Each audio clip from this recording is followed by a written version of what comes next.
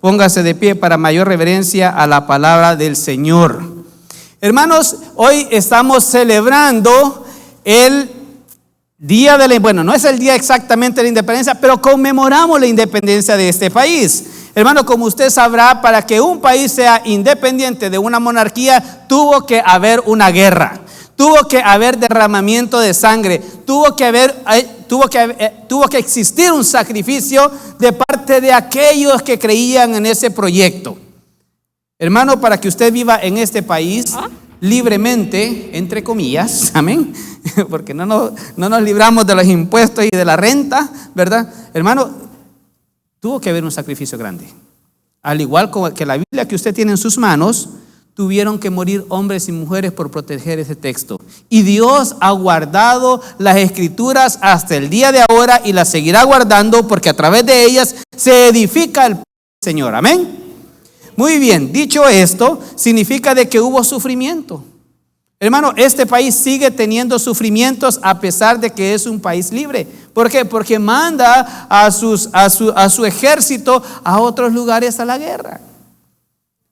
Tenemos aquí adentro, hay una guerra también dentro de este país, política, social, ¿verdad? Y pues pasa el sufrimiento. Igual que la iglesia cristiana, tal vez usted dice, bueno, pues aquí no somos perseguidos como allá en el Medio Oriente, pero aún así, individualmente pasamos o peleamos una guerra. Dice el Señor en su palabra, ahí en el libro de Apocalipsis, deme un segundito que lo encuentre, por favor. Ustedes me ganaron. Y si dice, ay, qué lento es el pastor, perdónele la edad. Apocalipsis capítulo 2, versículo del 8 al 11, esa cosa me está volando las páginas. Dice, escribe al ángel de la iglesia en Esmirna. ¿Estamos ahí, iglesia? Amén. Vamos todos juntos, pues. Y escribe al ángel de la iglesia en Esmirna, el primero y el postrero, el que estuvo muerto y vivió, dice esto: yo conozco tus obras y tu tribulación y tu pobreza, pero tú eres rico. Y la blasfemia de los que dicen ser judíos y no lo son, sino sinagoga de Satanás. Oiga esto, esta es una orden, es un verbo en modo imperativo. No temas en nada de lo que vas a padecer. He aquí, el diablo echará a algunos de vosotros en la cárcel para que seáis probados y tendréis tribulación por 10 días. ¿Qué dice? ¿Cómo? Sé fiel hasta la muerte, y yo te daré la corona de la vida. El que tiene oído, oiga lo que el Espíritu dice a la iglesia. El que venciere no sufrirá daño de la muerte segunda. Oramos. Padre, te damos gracias en esta hermosa tarde que nos reunimos en este lugar para honrarte, glorificarte, para darte las gracias por todas esas bendiciones que tú nos has dado, especialmente el de poder vivir en este país. Gracias, Señor, por la salud, gracias por nuestros trabajos. Te suplicamos, Señor, por los gobernantes en este día, especialmente, Señor, para que usted los ilumine y que puedan tomar buenas decisiones para que este país siga siendo el país de la libertad. Señor, gracias porque nuestro sueño no es el sueño americano, sino que es aquel día glorioso en que usted viene por su iglesia y que un día estaremos frente a frente, Señor. Te suplicamos, Señor, que quites de nuestra mente y nuestros corazones todas aquellas cosas que no nos permitan estar atentos, que nos roben la bendición de poder aprender y crecer, Señor. Quita de mi boca todo aquello que no edifique para tu gloria y tu honra, en el nombre de Jesús. Amén y amén. Pueden tomar sus asientos, mis amados. Hermanos, si me ayudas con el ventilador. I don't need it, thank you. Es que me reseca la garganta y después me agarra el soco, hermano. ¿Sí me entiende que es el soco, verdad? Eso. Pastor, Dios le bendiga, amado. A ver si no me agarra el espíritu de cantar también. Dice, el propósito de este mensaje es animar a la iglesia. ¿Y quién es la iglesia? Nosotros. Usted es la iglesia, yo soy iglesia, los hermanos de Bakersfield son iglesia. Por cierto, saludos de los hermanos de Bakersfield, hermanos, ¿verdad? Así es que somos la iglesia, a que no deje de perseverar a pesar de las dificultades. Ay, pastor, yo ya me quiero regresar a El Salvador porque aquí la vida está dura. Ay, está peor, hermano. Pero eso lo vas a amparar en allí. Amén, dile hermano. Pórtese mal, a ver si no, mire mal a alguien, ahí rapidito van y lo van a traer bien enchuchado. Pero que vivan allí, amén. Bueno, entonces, al no dejar de perseverar a pesar de las dificultades, aunque se vea que la situación no tiene salida, como decimos ahí en mi pueblo, color de hormiga. Este pasaje nos recuerda que la prueba no es para siempre. Hermano, su problema, mi problema, el problema de toda la gente tiene una fecha de expiración. Por ahí dicen, ¿verdad? No hay mal que dure 100 años, 5 años dura el matrimonio. Rápido, ¿sí me entiende? No hay mal que dure 100 años ni cuerpo que lo resista. ¿Por qué? Porque todo tiene una fecha de expiración. Todo. En el año 284, le voy a dar un poquito de contexto histórico para que usted entienda después el mensaje.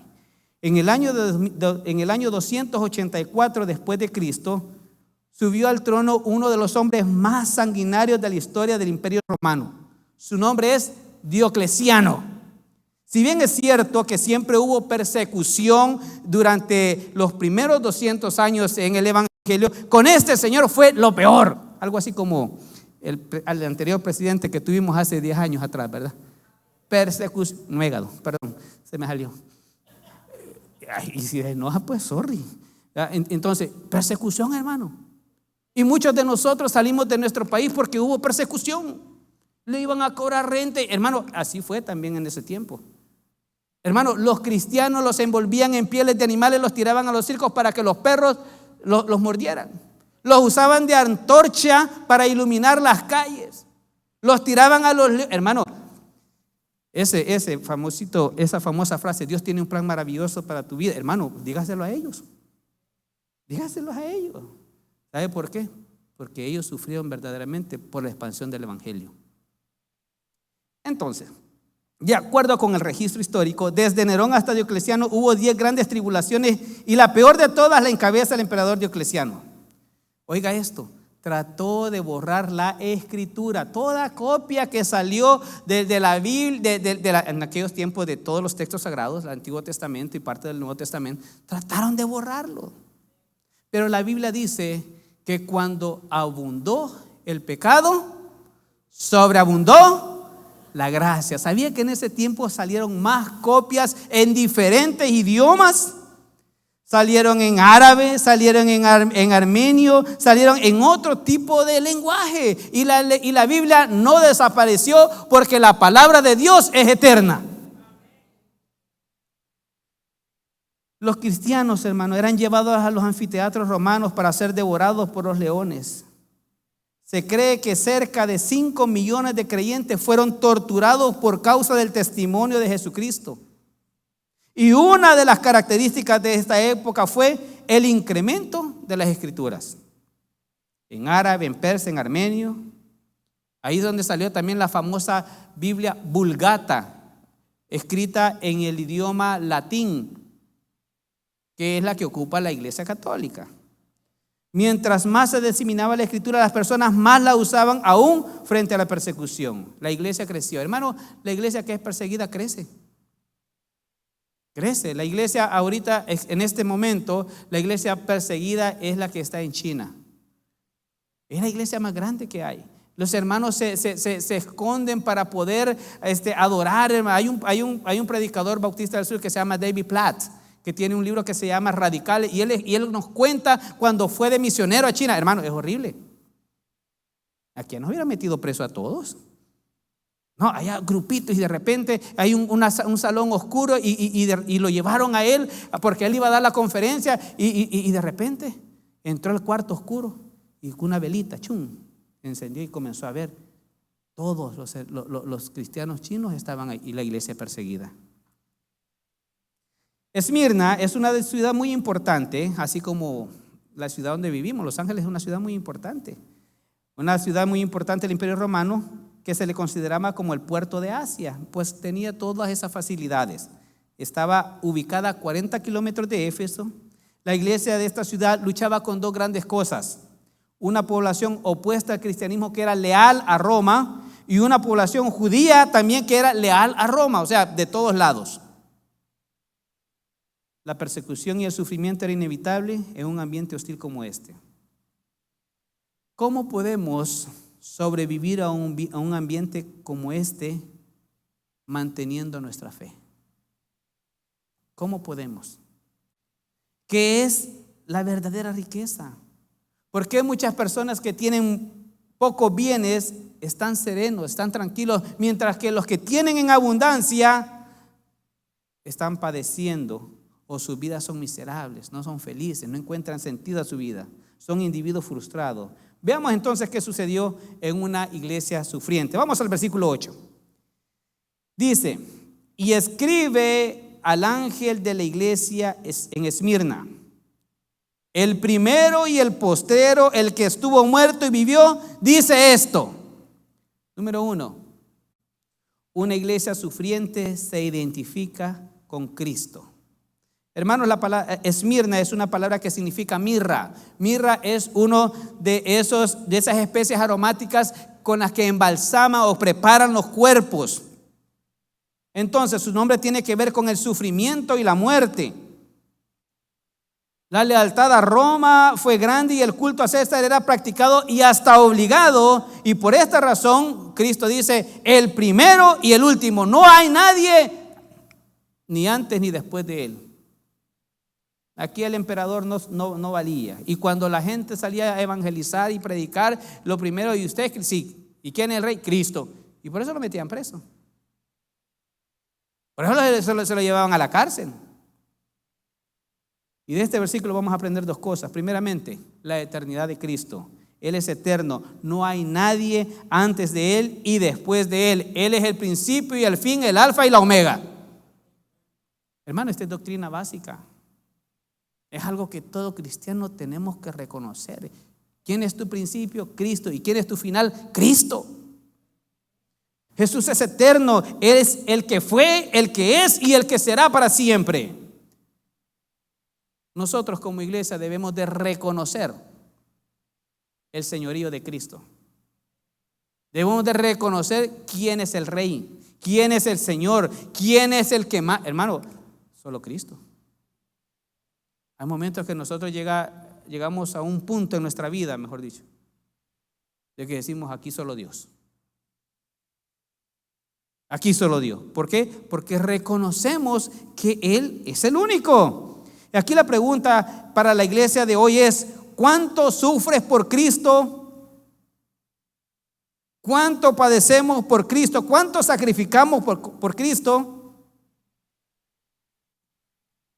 ¿Sabía usted que hay cristianos que ceden a las tentaciones solo para mantener una relación, un statu quo o un negocio? Esta mañana predicaba nuestro pastor Tito Campos allá en Bakersfield. Yo venía escuchándolo, quería ver, a mí me gusta aprender. Alguna herejía voy a aprender, no le diga.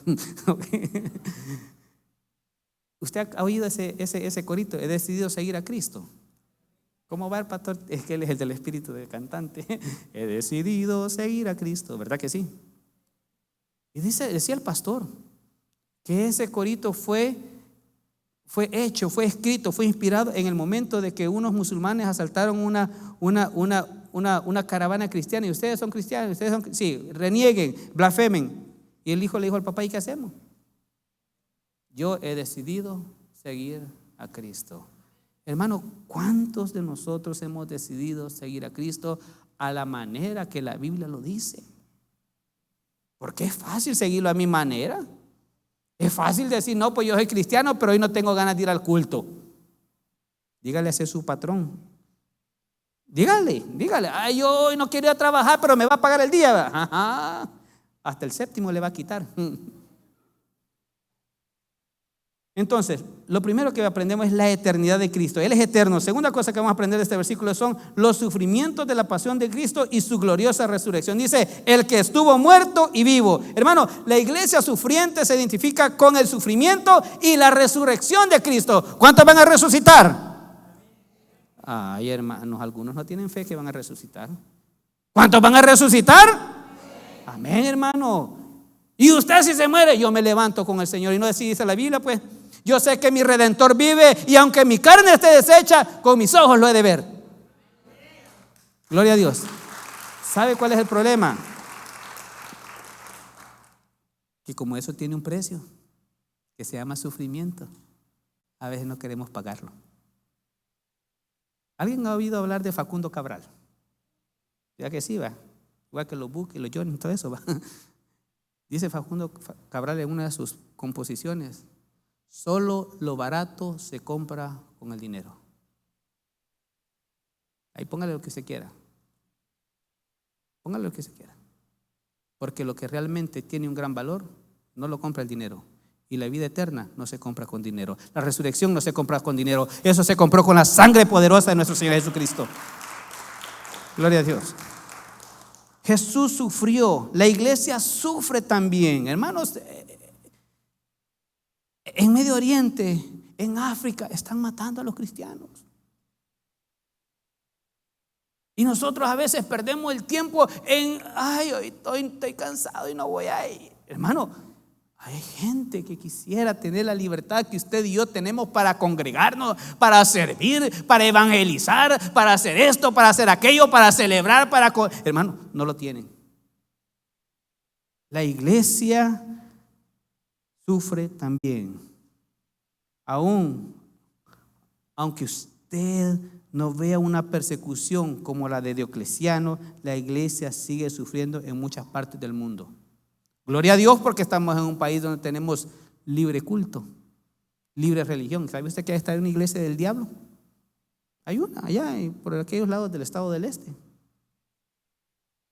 Entonces, en 1 Corintios 6:14 dice: y Dios que levantó al Señor, también a nosotros nos levantará con su poder. Tiene fe, hermano, igual que yo. Los demás que no dijeron amén, no sé. ¿Por qué? Porque tenemos que estar conscientes de que Dios nos va a levantar y que nos identificamos con la resurrección de Cristo. Usted estuvo muerto un día. En Efesios capítulo 2 dice: y Él nos dio vida juntamente con Cristo. ¿Cuándo? Cuando estábamos muertos en nuestros delitos y nuestros pecados. Usted estuvo muerto. Hoy usted vive por Cristo. Pero también se tiene que identificar con el sufrimiento y la resurrección de nuestro Señor Jesucristo. Yo quiero vivir en los Estados Unidos, el país de las barras y las estrellas, amén. Quiero ser ciudadano americano. Ya las niñas ya le dieron el test para la ciudadanía, ya le dieron la respuesta. Pero eso conlleva responsabilidades. Pague sus impuestos, pórtese bien, agarre un trabajo, no delinque. ¿Sí me entiende? Igual el evangelio. Nosotros vamos a la vida eterna, el Señor ya pagó nuestros pecados, somos libres de toda condenación, dice el apóstol Pablo. Sí, pero tiene que tener en cuenta que el evangelio también tiene un precio que tenemos que pagar nosotros acá. Vivir de acuerdo a la palabra de Dios. Ahora, ¿quién es Cristo para usted? ¿Cómo se identifica usted con Él? Porque muchos dicen: soy cristiano, pero muchas veces con sus acciones lo niegan. Niegan el señorío de Cristo. Niegan el señorío de Cristo en sus vidas. Si Él es el Señor de su vida, que se pueda ver con lo que hacemos. Dice: Señor, me llamás Señor, dice, pero con vuestras acciones me niegan. Muchos quieren ser cristianos sin sufrimiento. Por eso se inventan un evangelio a su manera. Hermano, el verdadero evangelio no es agradable para la gente. Dígame, ¿qué le impide a un joven de 16, 17 años levantar la mano y decir: yo quiero recibir a Cristo, yo quiero servir en Él? ¿Qué le impide? Nada, solamente que como sabe que hay un precio que pagar, no lo hace. No quiere. Es que si voy a la iglesia tengo que portarme bien. Correcto, lo ha dicho. Porque ese es el verdadero evangelio. Por eso se inventan estilos de vida que no van con el verdadero cristianismo y quieren aparentar que son creyentes. Si usted vive en paz, si usted es creyente y vive en paz y todo le sale bien y no hay nada de ese sufrimiento u oposición en su vida, pregúntese: ¿realmente soy un cristiano genuino? Porque la Biblia dice, nuestro Señor Jesucristo lo dijo, que en el mundo tendréis ¿qué? ¿El qué? Aflicciones. Aflicciones. Esta semana escuché una frase que me gustó y la posté por ahí en mis redes sociales. Si no te has encontrado con el diablo es porque vas por el mismo camino. Si usted no se ha encontrado con el diablo es porque va en el mismo camino de él. Porque si fuera en oposición se le encuentra de frente y se dan. Porque es la vida del cristiano. Todos los días entramos en una guerra espiritual desde que usted se levanta y ora y dice: Señor, hoy vamos con todo otra vez. Agarra su Biblia y el enemigo ahí está. A la hora que usted va a leer la Biblia comienzan a caer los mensajes. Cling, cling. Buenos días, mi amor. ¡Ja! ¡Huya! Ya dije que anda como león rugiente. Entonces, Jesús mismo, que en el mundo dice que tendríamos tribulaciones, mientras usted no entienda plenamente para qué ha sido salvo, nunca entenderá de qué ha sido salvo. ¿Sí me entendió eso? Mientras usted no entienda para qué ha sido salvo, nunca entenderá de qué ha sido salvo. Mientras usted no entienda lo que significa su salvación y esté convencido de esa salvación, cualquier tribulación le hará tambalear. Ay, pastor, es fácil decirlo. Si yo le contara, hermano. A mí el enemigo ha tratado de dejarme hasta a chuña, como decimos allá. Pero es más poderoso el que está dentro de mí, hermano, que Él nunca me abandona. Gloria a Dios. Entonces, pastor, ¿de qué hemos sido salvos? ¿De qué hemos sido salvos? De las consecuencias de nuestro pecado. De las consecuencias de nuestro pecado. ¿Y qué dice Romanos 6:23? Porque la paga del pecado es la muerte. Y si lo sabemos.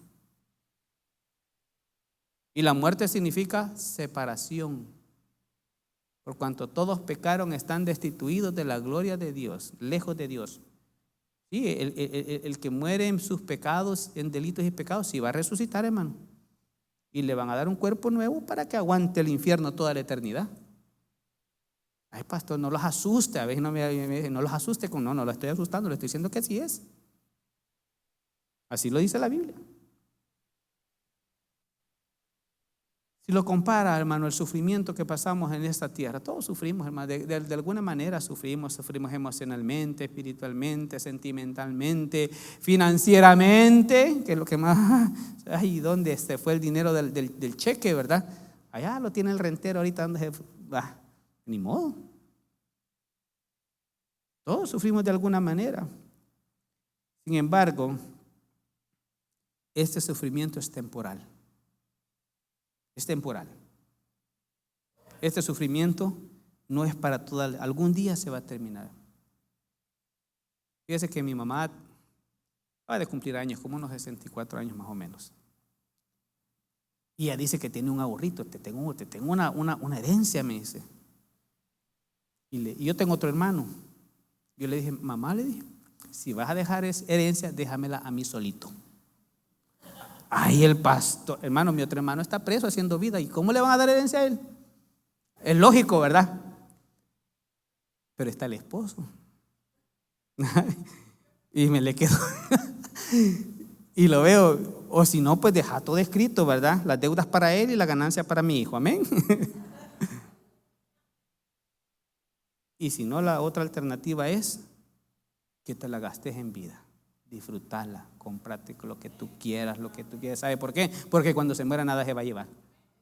Y pasamos trabajando de sol a sol, hermano, y llegamos a la casa y llegamos enfadados y aquí y allá, y el Señor te dice: relájate, papito, para eso te di un día de reposo, para que lo disfrutes en familia espiritual, en la casa del Señor. Hermano, es duro. Este país así nos ha hecho. Cuando yo me moví a Bakersfield, hermano, aquí, usted sabe, aquí en Los Ángeles es maravilloso el tráfico, hermano. Y usted tiene que andar acá y haciendo un montón. Allá es más tranquilo. Dice: ay, qué desahogado. Sin embargo, hermano, digo, tenemos que tomarnos el tiempo para considerar esto. ¿Qué tanto nos identificamos con los sufrimientos de Cristo y el glorioso destino de nuestra resurrección? Usted tiene que identificarse con eso como cristiano. Decía el apóstol Pablo, ausentes en el cuerpo, presentes al Señor. Hermano, la iglesia de Esmirna sufría y ellos tenían bien claro, y si vivimos para el Señor vivimos, y si morimos para el Señor vivimos, sea que vivamos o muramos, somos del Señor. Somos del Señor. Entonces, número 1, una iglesia sufriente se identifica con Cristo. Número 2, una iglesia sufriente no se detiene. ¿Alguien conoce la Marsellesa? ¿Se acuerda? ¿Usted sabe cuál es la Marsellesa? Es el himno de Francia. Adelante, oh joven patria. Ánimo. Mire lo que dice el versículo 9. Yo conozco tus obras y tu tribulación y tu pobreza, y entre paréntesis dice, pero tú eres rico. Y la blasfemia de los que se dicen ser judíos y no lo son, sino sinagoga de Satanás. Cristo, hermano, no critica a esta iglesia, no le dice, ¿sabes qué? Mire, de las 7 iglesias es la única que no le reclama. Lea bien todo el capítulo 2 y 3 de Apocalipsis. Ay, pastor, es que ese libro me da miedo. Conviértase entonces para que no le dé miedo y le dé gozo de leer que Cristo va a venir por usted. Porque todos aquellos que les da miedo leer el libro de Apocalipsis es porque no están bien con el Señor. ¿Por qué? Porque el libro de Apocalipsis habla de la gloriosa venida de nuestro Señor Jesucristo y le cuenta todo lo malo que va a pasar. Pero eso no le va a pasar a la iglesia, porque la iglesia va a ser arrebatada antes de la tribulación. Amén. Bueno, si el que no dijo amén se va a quedar. Bueno, sigamos. Entonces, Cristo no critica a esta iglesia, pero conoce de ella 3 cosas muy importantes: obras, tribulación y pobreza. Hermano, el Señor conoce sus obras, conoce sus sufrimientos y conoce su pobreza. Él lo conoce. Él no es ajeno a eso que usted está pasando. Él no es ajeno a este problema familiar. Él no es ajeno a ese problema financiero. Él no es ajeno a ese problema. Él no es ajeno a él. Él sabe. Pero también Él sabe lo que usted hace. Él conoce su corazón. Él conoce el mío. Él sabe por qué estoy parado aquí. Con qué intención, si tengo una maligna. Él sabe. Y también dice, conoce las necesidades básicas. Los miembros de esta iglesia de Esmirna eran personas fieles, a pesar del sufrimiento, a pesar de la persecución que eran personas fieles. Creo que la mayoría somos del Salvador, ¿verdad? ¿Alguien es de China? No, ya ves, todos somos del Salvador. Fíjese esto, hermano, nosotros la iglesia no nos quedaba a la vuelta de la esquina, nos quedaba lejos. Aparte de eso, no teníamos carro. Allá íbamos a las 6 de la mañana en el chuzón, si me entiende el hebreo salvadoreño, en el chuzón. Allá íbamos en el bus colgados, cuando bien nos iba. Hermano, y aquí el Señor nos ha dado todos los recursos necesarios. Ay, no quiero ir, pastor. Fíjese que no me siento con soco. Tengan cuidado. Tengan cuidado, porque Jesucristo dio hasta lo último por usted y por mí. Entonces, los miembros de esta iglesia eran fieles a pesar del sufrimiento, no se detenían de testificar de Cristo. Por eso el Señor dice, yo conozco tus obras. Esto indica que Jesús sabía lo que ellos hacían y la actitud de fidelidad que tenían. Cristo conoce lo que hacemos y la fidelidad de cada uno de nosotros. No le podemos engañar. No le vamos a engañar, hermano.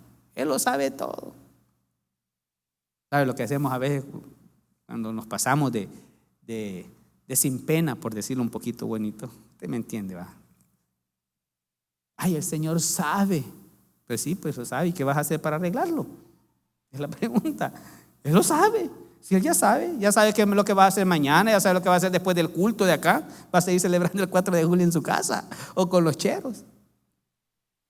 Entonces, Cristo conoce lo que hacemos y la fidelidad de cada uno. No lo podemos engañar. Él no se hace sordo a su clamor. Él no es ciego y ajeno al sufrimiento que experimentas en su vida por causa del testimonio de Cristo. ¿Cuántos de nosotros hemos caído mal por ser cristianos en nuestros lugares de trabajo? Con nuestra familia, con nuestros amigos. Yo le decía a uno de los jóvenes de nuestra iglesia, mira, va a haber un momento de que hasta la novia que te dice, ay, ya te volviste aburrido porque vas a la iglesia. Hermano, los cristianos no somos aburridos. Nosotros tenemos gozo eterno en nuestro corazón. Que usted no lo quiera disfrutar es otra cosa. El problema, hermanos, es que muchos cuando ven los problemas se estancan. Los problemas los desinflan. Empiezan bien, pero cuando ven los problemas en la familia, en el trabajo o en la misma iglesia, abandonan las filas del evangelio. Ay, no, ahí no, esas hermanas que se ponen allá en la puerta, no, hombre. Hay uno que se quiere sentar aquí, allá lo llevan al frente. Pues el pastor le digo, mire, de esa fila para allá, póngale doble ofrenda y de aquí para acá, disminuya, para ver si sientan aquí enfrente. Digo, sí, hermano, algo tiene que hacer. De todos modos ya no va a venir hasta el otro año, tal vez. Entonces, hermano, empiezan bien, pero los problemas los desinflan. No solo trabajaban los hermanos de la iglesia de Esmirna y sufrían en manos del imperio, sino que también sufrían en manos de aquellos que decían conocer a Dios. Dice ahí el versículo, y la blasfemia de los que dicen ser judíos. Siempre, hermano, van a haber agentes externos que van a perseguir a la iglesia y que van a blasfemar el nombre del Señor. Es posible que su lucha no sea contra personas ajenas al evangelio o a la iglesia, personas que alguna vez tal vez estuvieron en una iglesia o que alguna vez leyeron la Biblia, nos topamos todos los días con ellos. Y está yendo a la iglesia, en serio, y comienza a criticarlo. Y usted se siente mal, dice, pero si yo no te estoy haciendo nada, nomás porque a él le fue mal en la iglesia, no significa que a usted le tiene que ir igual. Entonces, es posible que su lucha no sea con personas ajenas al conocimiento de la iglesia o del evangelio, pero aún con todo esto, la iglesia, los cristianos genuinos, no se detienen. Hermano, no se detenga. No deje de perseverar. No deje de perseverar. No deje de perseverar. ¿Por qué? Porque dice que el que persevera hasta el final, ese será salvo, dice el Señor. Y la salvación no es por obra, pero aún así el perseverar tiene sus ventajas. Es como cuando usted paga su crédito a tiempo. Usted debe el carro y lo paga a tiempo todos los meses, a tiempo. Cuando usted necesite otro crédito, no, este es buena paga, démosle. Cuando usted necesite un crédito con el Señor, ha perseverado, démosle crédito.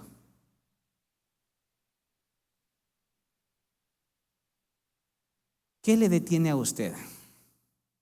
¿Qué le está haciendo tambalear? ¿Por qué huye de la tribulación? Mire, no, pastor, yo me voy a ir para El Salvador porque aquí en Los Ángeles no la hago. Hermano, el cambio geográfico no le va a resolver el problema. Hágale ahí donde está.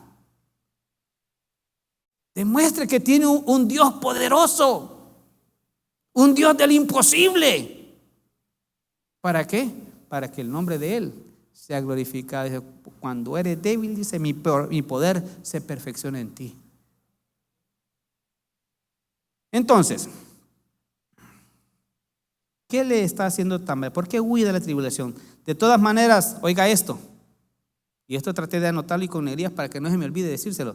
De todas maneras, dentro o afuera de la iglesia siempre vamos a sufrir.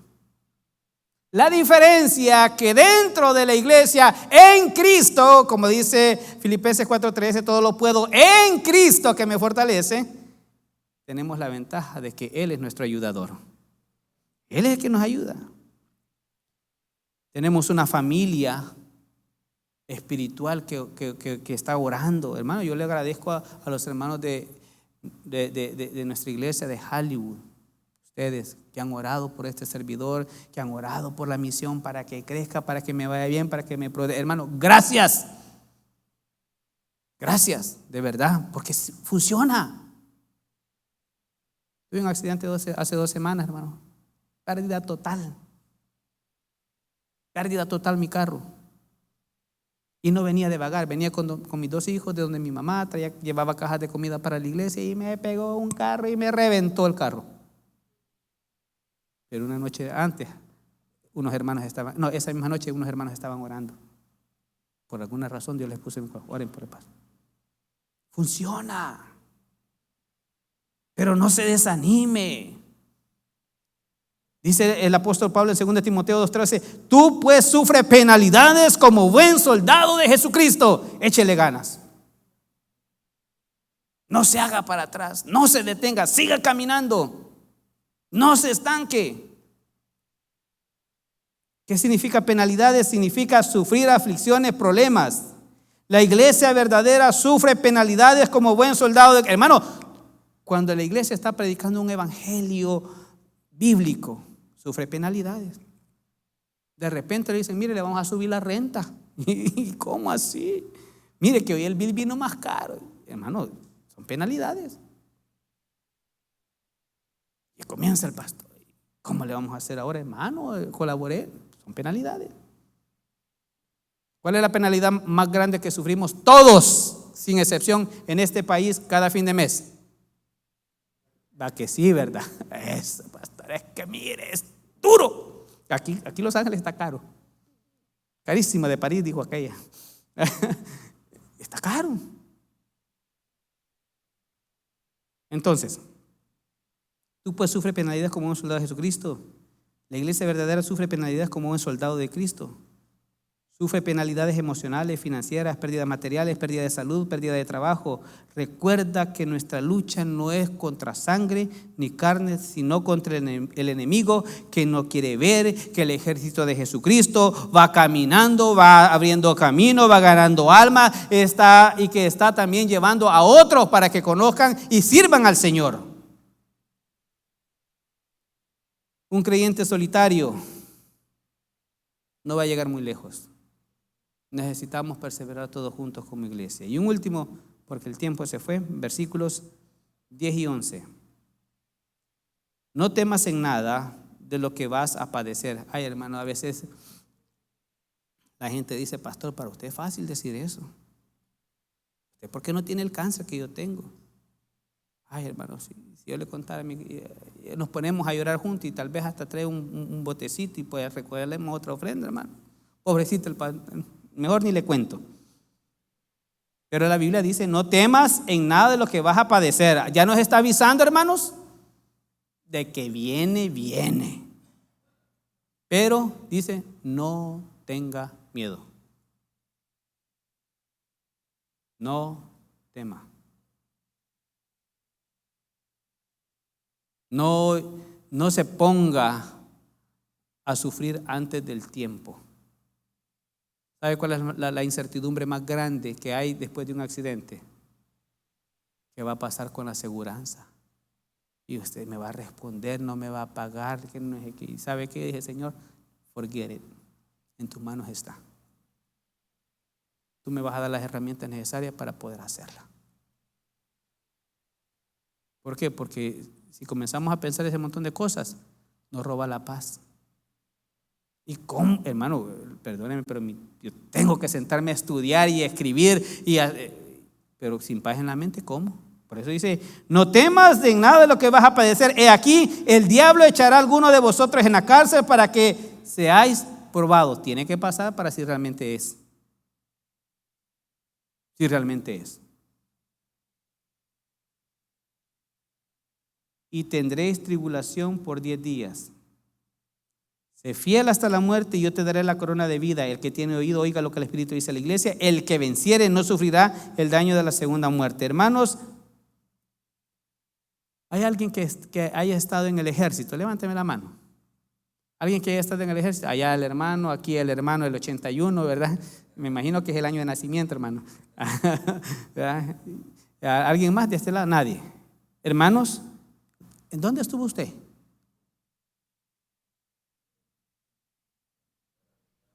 de infantería, San Carlos.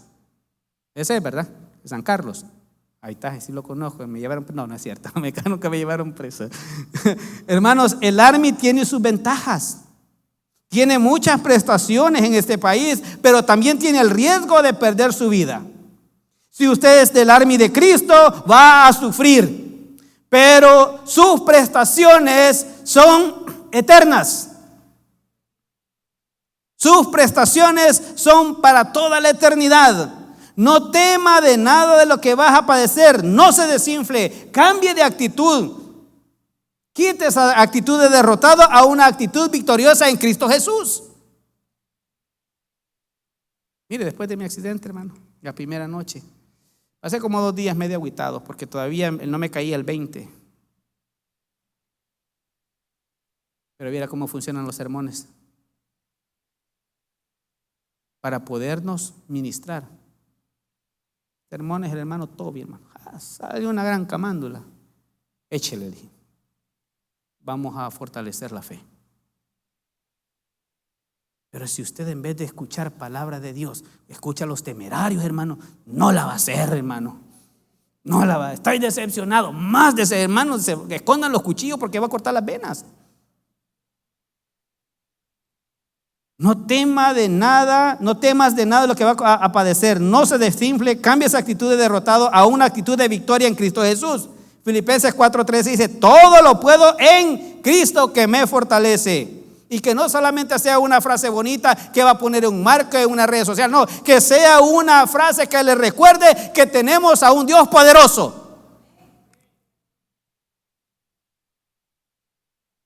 Hermanos, el sufrimiento no es para siempre. Dios tiene el control. Para refinar el oro se somete a grandes temperaturas y no pasa todo el tiempo hasta que sale refinado, ahí se termina y ya. Así salen las impurezas dejando el precioso metal. Con la tribulación demostramos qué tan genuinos somos en el Señor. Qué tan genuinos pasa. Pregúnteme, pastor, ¿y usted le han dado ganas de desertar de allá? Hermano, está a 116 grados ahorita. Lo bueno es que le tocó predicar al pastor Tito. Yo, huye, cobarde. Hermano, trabajo, ahí va. El problema es hacer ajustes. Y el enemigo viene y le susurra: ¿y qué andas haciendo aquí vos? Vos estás loco, allá tenés tu iglesia, mira. Allá estuvieras viviendo en acomodación. Allá estuviera, hermano. Pero Dios no me llamó para eso. Dios me llevó y dije: si tú me has traído a este lugar, tú me vas a respaldar. Pero no nos vamos a desinflar, no vamos a temer. Dice, en las tribulaciones es cuando realmente vemos los milagros de nuestro Señor Jesucristo. Ahí es, hermano. Luego dice ahí: no temas de nada de lo que hay aquí, que el diablo significa el acusador. Siempre habrán personas que te acusen o te señalen. Siempre van a haber ese tipo de personas, aún dentro de la misma iglesia. Y ya viste al hermano. Y ya viste a la hermana. Mira el paso. Mira quién es el que va a predicar hoy. Es pecador. Bienvenido al club, le voy a decir. ¿Sí? ¿Le puedo decir? Diablo significa el acusador. Siempre va a haber quien te señale. Pero esto no es para siempre. Dice ahí: el diablo echará a alguno de vosotros en la cárcel para que sea probado y tendréis tribulaciones. ¿Por cuántos días? Dice: por 10 días. Hay un límite. Hay un límite en que usted va a ser probado. Y cuando pase ese límite, cuando llegue al final, dice: llegamos. Ya topamos, ya estuvo. Dios. ¿Usted conoce la historia de Job? Bueno, Job, el diablo se lo acabó.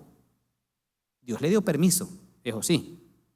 Porque nada pasa en nuestra vida sin el consentimiento de Dios. Ese accidente, dije: Señor, es tu culpa, porque no hiciste a un lado el otro pirata que iba manejando. De todos modos, gracias por salvar mi vida y guardar la vida de mis hijos. ¿Me entiende? Pero Job le dio con todo.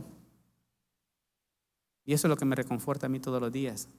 Cuando me levanto, ya Job le dio el doble de lo que había perdido. Dios siempre ya tiene la provisión para tu problema, para tu necesidad, pero tienes que creerle. Posiblemente hoy esté pasando una mala racha, las cosas no van bien, no se siente muy bien emocionalmente, se siente un poquito deprimido, se siente alejado de Dios, solo, etc. Ay, es que a mí nadie me quiere, pobrecito. No se mete en ese rollo. Agárrese de la mano de Dios, porque todo esto es pasajero.